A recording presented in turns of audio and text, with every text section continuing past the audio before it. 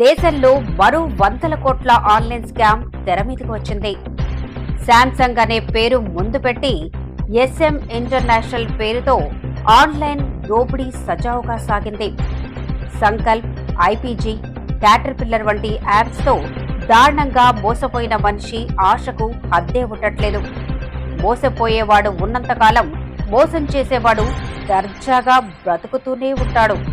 ఇక తాజాగా ఈ యాప్లో పెట్టుబడులు పెట్టి దేశంలో కొన్ని లక్షల మంది వందల కోట్లు పోగొట్టుకున్నారు. 10 లక్షల పెట్టుబడి పెడితే రోజుకు 40,000 చొప్పున ఏడాదిలోనే ₹1,00,00,000 వస్తాయనేసరికి ఎగబడి మరీ పెట్టుబడులు పెట్టారు.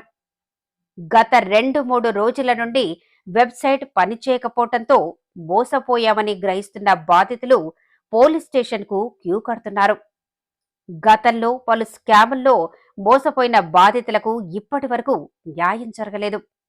ఇక వీరికి ఏదో న్యాయం జరిగిపోతోంది అని అనుకోవటం పగటికలే.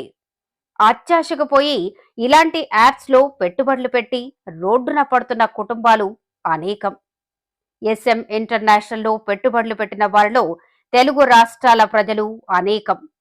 సైబర్ పోలీసులు మరియు ప్రజలు ఇలాంటి మోసాల పట్ల అప్రమత్తంగా ఉండి నివారిస్తే గాని ఇటువంటివి కట్టడి చేయలేం.